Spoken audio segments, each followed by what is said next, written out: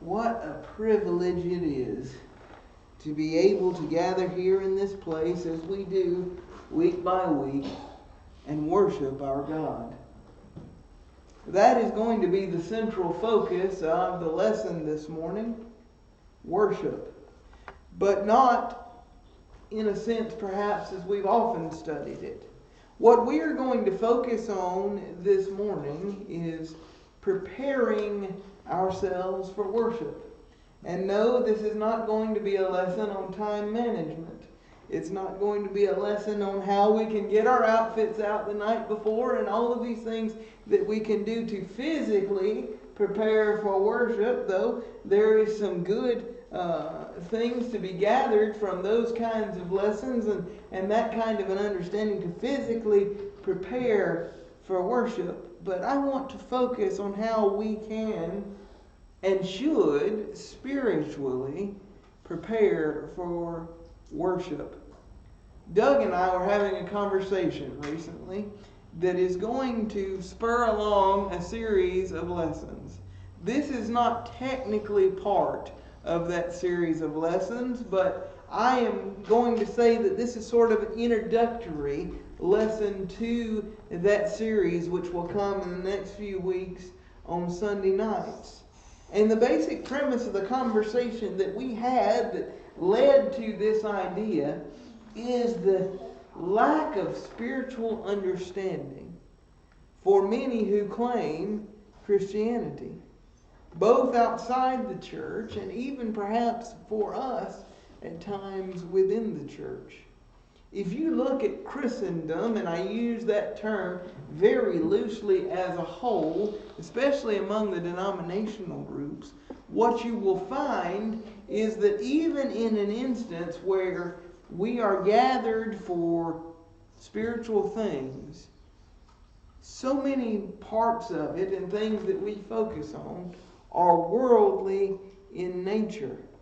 We are focused on the things of this world and our lives. We're focused on time. We're focused on the way we do things. We're focused in the denominational sense. They're focused on how it makes me feel, how I am gratified by it, and all of these things. So often when we talk about worldliness, in a sense from lessons, either in classes or in sermons, a lot of times what are we talking about? A lot of times when we think about the idea of worldliness, we think about transgressions, don't we? We think about worldly temptations that could draw us away from God. And that is part of it. But it is certainly not all there is to worldliness. Worldliness is really a mindset. Being more focused on this world and the things of this world than those things which are spiritual. And that is those things which will benefit us in spirit.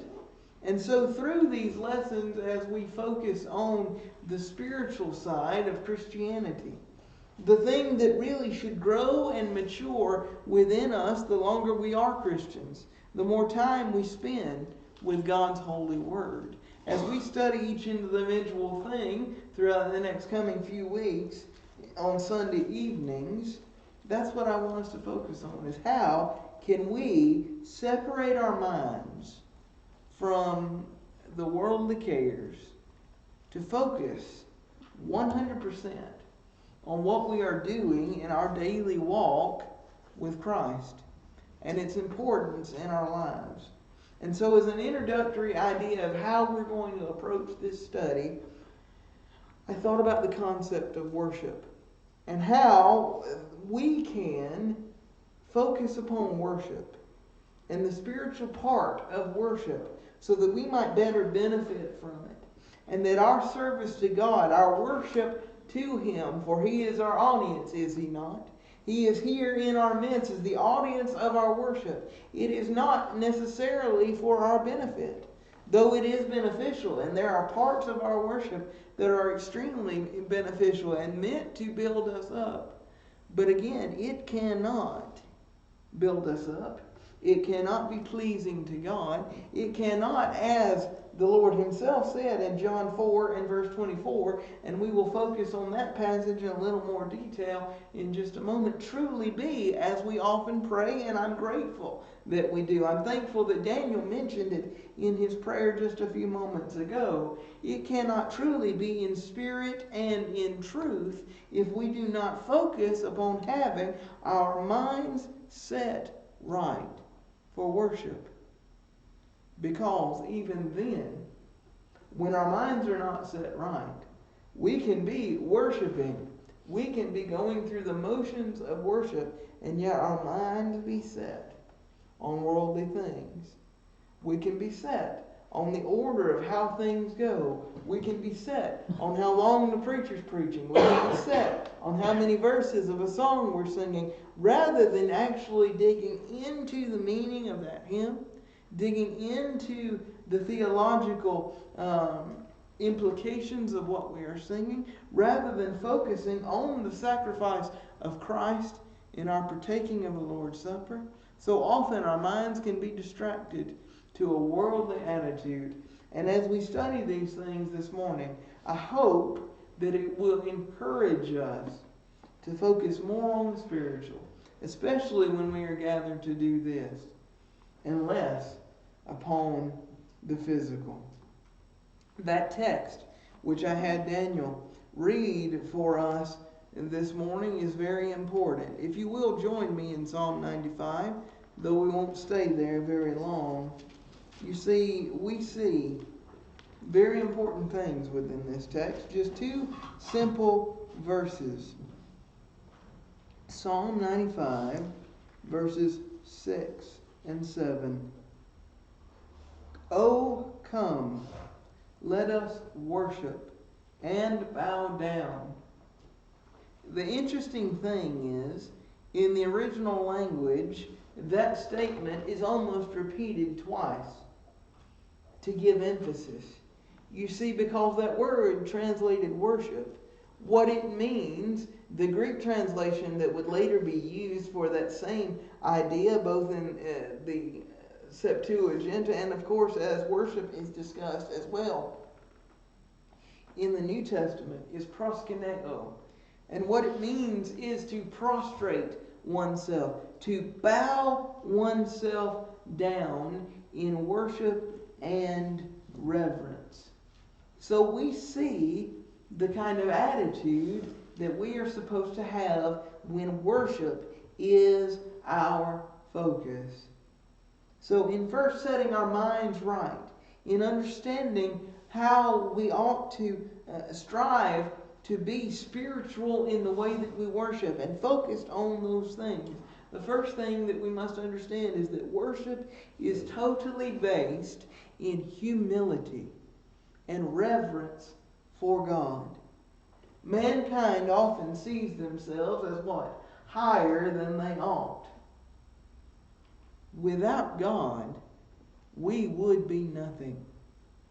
And our worship is a means by which we can offer to Him a sacrifice of sorts in appreciation for that providence. He is provided for us in every aspect of our lives. In salvation, He provides for our worldly needs. He provides for our spiritual needs. And without Him, we would be nothing. And so our posture of worship, in preparation for that worship, ought to be bowed down. Can you think of a more humble physical position to take before someone than to bow yourself down? Literally, the word means to prostrate oneself, meaning to bow oneself so far down to the ground that you're laying out in front of someone.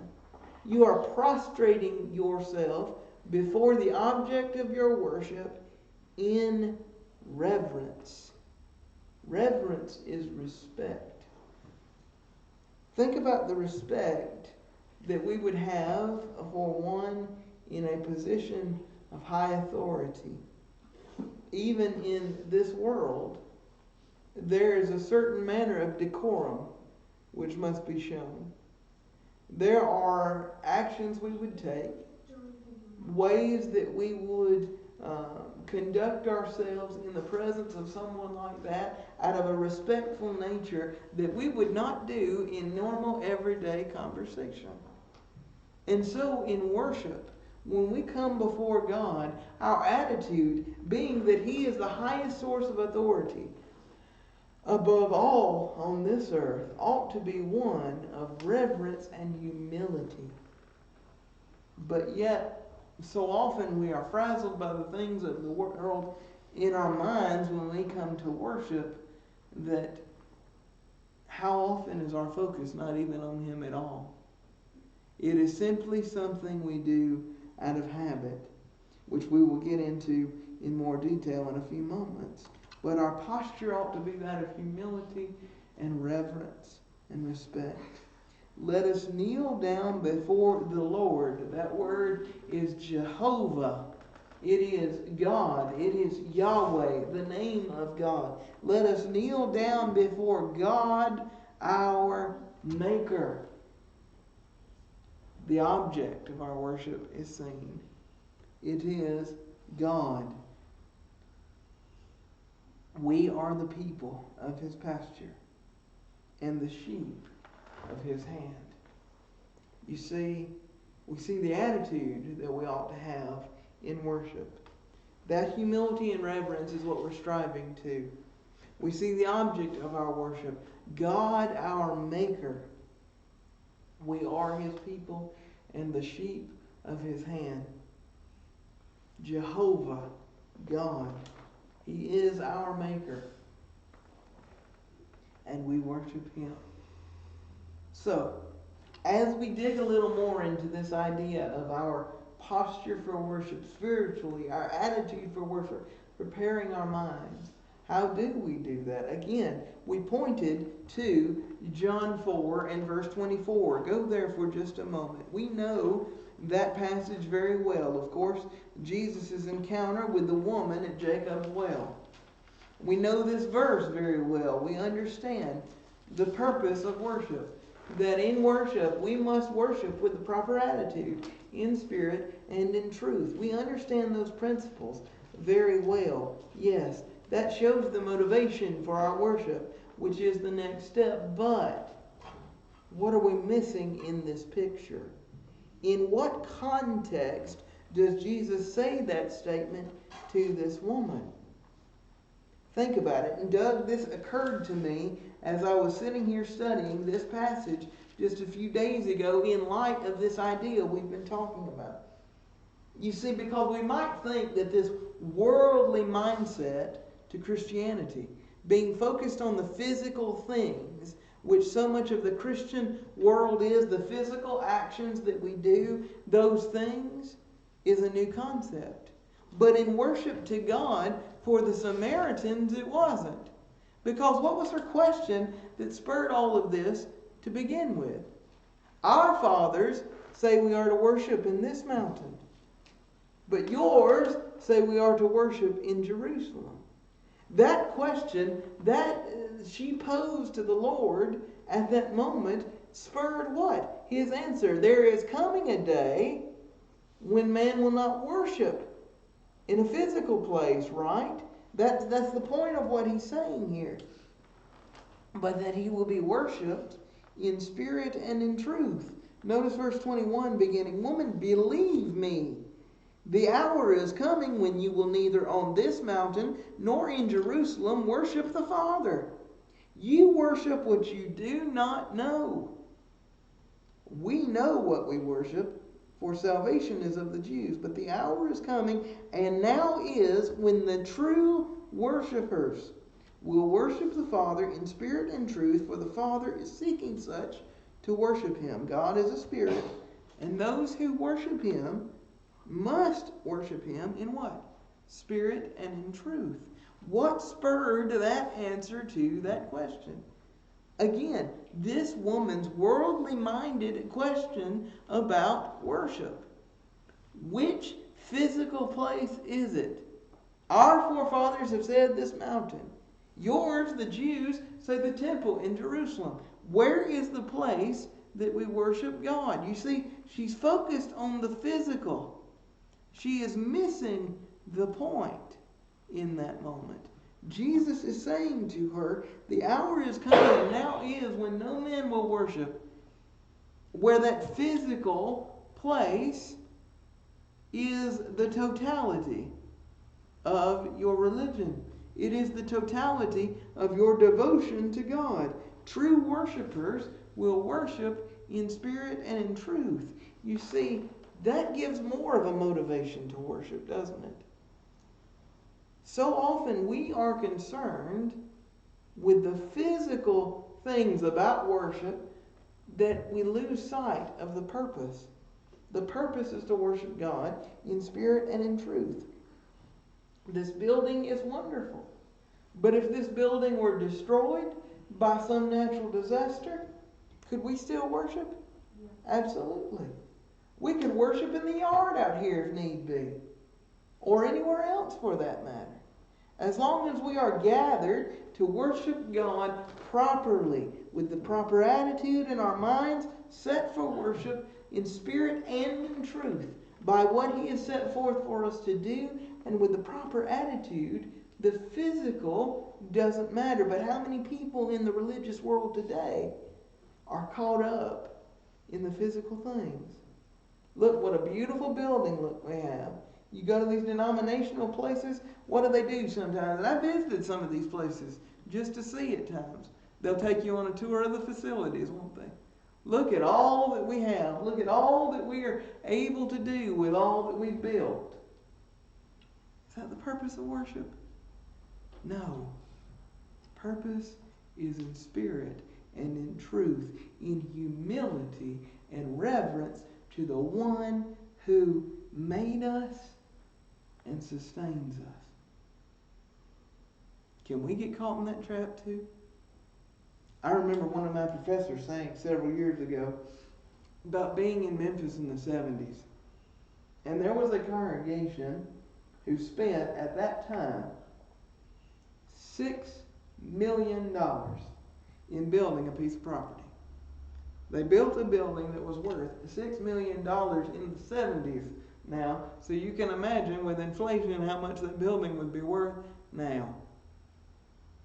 And every time you would go and visit that place, they would take you around on a tour and show you, look what a wonderful facility we have. And yet, that congregation was shrinking year by year. Why? Because they were more focused on that than what the purpose of what we are doing is. It is to worship. It is to provide a pathway of salvation to people who do not know where to find it. Let us be careful that our hearts and our minds are prepared for true worship. It is not about the physical. It is about worship in spirit and in truth. So if that is the case, how do we do that? Well, the very first thing that we must do is not let it become a ritual. We must not let worship become simply a habit. You've heard me use this illustration a billion times, but it is still true because it is still so prevalent. As my former professor, Brother Bobby Liddell, used to say, there are people within our congregations in places who are nothing but a chip, sip, and $2 tip crowd. They come to simply go through the motions of worship for what purpose? To have their ticket punched to heaven. But is that what it means? Is that the force of worship? Is that why we gather in the way that we do? No. It never has been pleasing to God to simply go through those motions, and it never will be. I think about the prophet Micah. You know, we think about Micah chapter 6 very often because that is the most famous passage in this book. And we often think about verse 8. He has shown you, O man, what is good, and what does the Lord require of you but to do justly, to love mercy, and to walk humbly before your God? But do we know what the context of that is? Go back up to verse 6. Notice, with what shall I come before the Lord and bow myself before the high God? What are we talking about here? Worship, aren't we? Notice, with what shall I go before the Lord and bow myself before the high God? Shall I come before him with burnt offerings and calves a year old? Will the Lord be pleased with thousands of rams and 10,000 rivers of oil? Shall I give my firstborn for my transgression, the fruit of my body for the sin of my soul? What is he talking about here? It doesn't matter how many sacrifices you offer. Doesn't matter how many thousands of animals, 10,000 rivers of oil. Doesn't matter how many of these motions you go through in worship, if what? You neglect the more important things. Isn't that what Jesus said to the Pharisees? We just studied that, didn't we? You tithe, your mint, your anise, your cumin, and yet what? You neglect the weightier matters of the laws. These you ought to have done without neglecting the other. It is in that context that we read verse 8. What does the Lord require of you but to do justly, to love mercy, and to walk humbly before your God? If your mind isn't prepared for worship, if you are not properly prepared with a spiritual mindset, going through those motions will do nothing. And yet, we become so focused at times with the way we do things. Now, are we commanded to do certain things in worship to God? Absolutely. Must those things be carried out? Absolutely. But so often we get caught in the same trap that many others who have sought to serve God have done in the past, where we get caught up in the physical nature of things. That if something changed, it makes us uncomfortable. Meaning that if the order in which we did things were to change, say if we were to change the Lord's Supper from the beginning to the end, I've been in places where people would lose their minds. Why? Because they're focused on the physical pattern of things. But is that what really matters? It made me think of what Paul wrote to the Colossian brethren. And we're going to spend a good bit of time in Colossians in this section of the lesson this morning. Go to Colossians chapter 2 to begin with. Colossians chapter 2. And again, you may remember in Colossians chapter 2 is when Paul is mainly dealing with the development of the Colossian heresy, which we pinpointed in our deep study recently was the early roots of Gnosticism, which again, just as much as what we've been talking about this morning, focuses on the physical things.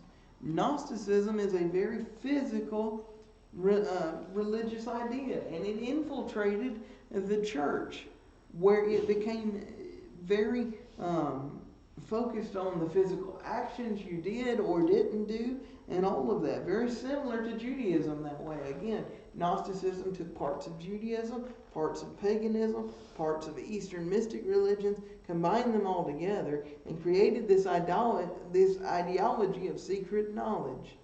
And it's in the midst of all of that that Paul speaks here. Notice this. Therefore, beginning in verse 20, if you died with Christ from the basic principles of the world, why, as though living in the world, do you subject yourself to regulations? What is he talking about? That which those Gnostic teachers were binding on them, which had no bearing upon their faithful service to Christ. We died with Christ. How? In baptism. When we put on Christ. When we are buried with Him in baptism, as Paul would talk about in Romans chapter 6. We have died with Christ. There has been a spiritual change within us. We are no longer the person we once were. We are washed clean and made whole by Christ. And these people are having the gospel added on to. You see, that was the problem with Gnosticism to begin with. Without digging into the intricacies of the doctrines and all the false teachings that they were teaching, you could sum it up as this. And I had a good friend do this one time in a conversation that we were having. And it stuck with me. Have you noticed the propensity of people in recent days to name things as plus? You know, we have Disney Plus, we have Apple Plus. It's this idea of there's always more, there's always something more to it. Gnosticism is sort of that way. Gnosticism you could sum up with this idea of Jesus plus. And Paul's message in Colossians is you don't need that plus. Give me the gospel and nothing else.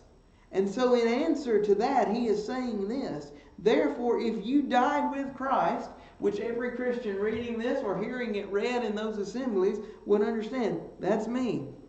Died from the basic principles of this world. We are no longer to be worldly minded. We have been changed by the gospel. Our outlook and the way that we look at things has to change. Why, as though living in the world, do you subject yourselves to regulations? Do not touch, do not taste, do not handle. Again, these ascetic ideas that came about from the influence of Judaism on Gnosticism. He's saying, why are you allowing these people to have control over you? Do these physical actions matter? No, that's not the point. Which all concern things which perish with using according to the commandments and doctrines of men. These things perish. But what? We do not. Spiritually, we are changed. We live eternally with Him. These things are perishable. They will eventually come to a complete end. We do not. These things indeed have an appearance of wisdom. In notice, here is the thrust of worldly-minded religion. Self-imposed. That's it, isn't it, Doug? Self-imposed religion, false humility, neglect of the body, but are of no value against the indulgence of the flesh. You see, we become so enamored with the physical actions that sometimes it can become tradition, which is not in and of itself bad, but like the Pharisees of Jesus' day, when we allow those traditions to become law, we are adding to what God has not added to his doctrine. That is no different than what the Gnostics were doing in trying to add more to the gospel. Yes, you are saved, but I have this special knowledge that makes me better than you. In preparing our minds, we have to divorce our minds from the physical things and understand that our worship is to be given in humility and reverence, directed towards the proper audience. That is, our true and living God, without being caught up in that. Because then we become so focused on, oh, he didn't do that right at the right moment. He didn't say the right words at the very end of the prayer, and all of these sorts of things which we've become used to, but yet they have no bearing on the gospel themselves. So what's the change? How do we defend against letting it either become a habit, becoming so wrapped up in the worldly, traditional side of it that we lose sight of what we're actually doing, where we are focused more on the notes of a song than the words we are singing and the theological thrust? Our singing is for what? It is to edify and encourage one another. We learn that, do we not? In Colossians 3:16, Ephesians 5, we learn these things. That we are to encourage and edify one another through our singing. But yet, if we're not focusing on the meaning of what we are singing, how can we do that? If it's simply a rote ritual, or simply something that we do out of comfort, are we truly worshiping in spirit and in truth? When partaking of the Lord's Supper, are we focusing more on what we're doing, the physical action of partaking of each part? Or are we truly focused upon the sacrifice which was made for us? That's the difference here. And Paul's advice is that which we also ought to listen. Look beginning in chapter 3, verse 1. If then you were raised with Christ, which we are. Again, we died with Him. We're buried in baptism. We're raised out of that water. It shows the resurrection, the death, burial, and resurrection in type and shadow. We're raised with Christ. If then you are raised with Christ, rather than being so worldly minded, what? Here's the point, especially for our worship. Rather than being so worldly minded, and drawn astray by these such things, what? Seek those things which are above, where Christ is, sitting at the right hand of God. Set your minds, because what we're talking about in preparation for worship is what? Setting your minds on what we're doing. Set your minds on things above, and not on the things on the earth. For you died, and your life is hidden with Christ in God.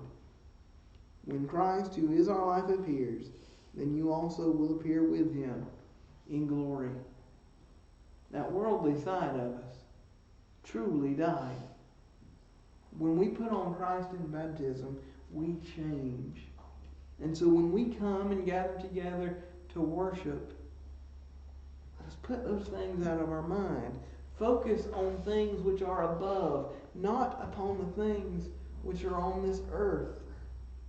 And understand that to truly worship Him in spirit and in truth, we must be focused.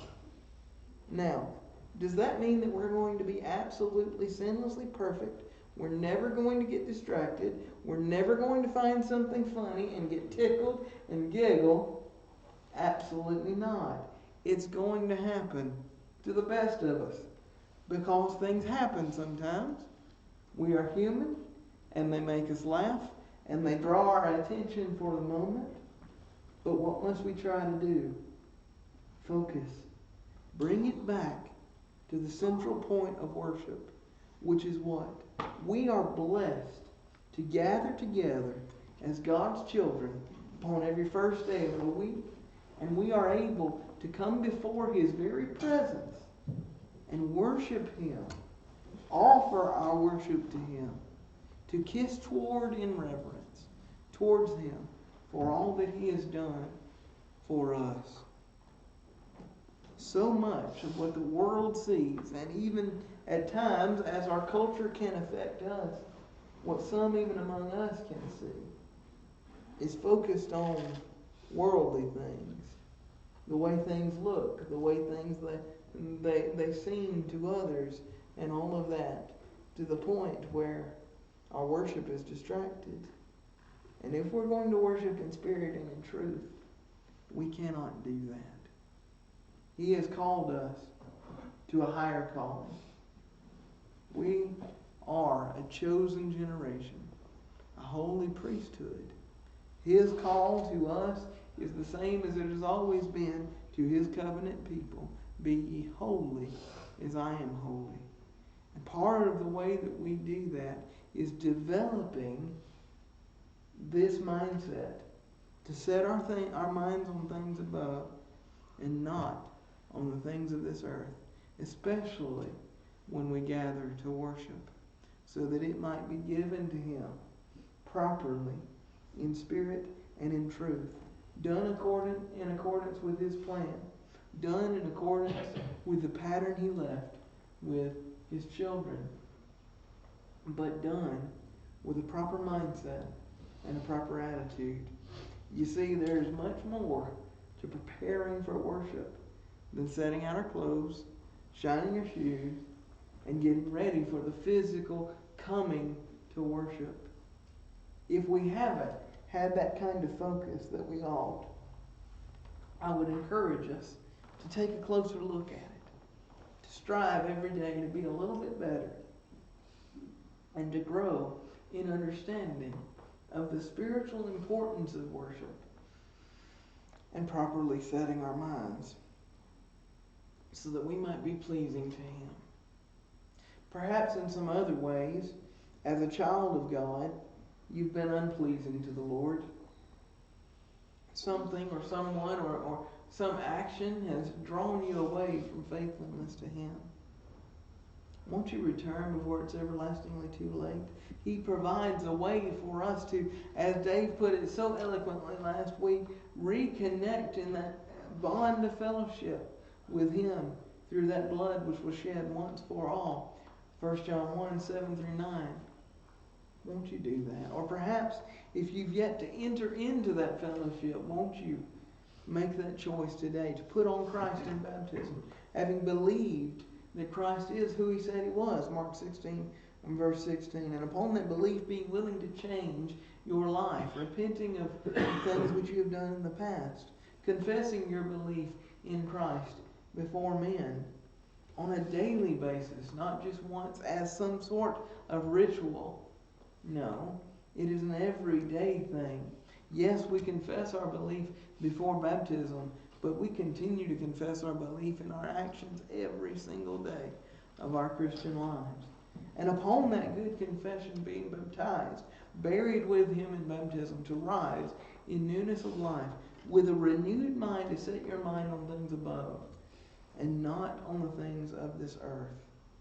For when He appears, we will appear with Him in glory. If you're subject to the Lord's invitation this morning, for any reason, won't you come as we stand and sing this song to encourage you?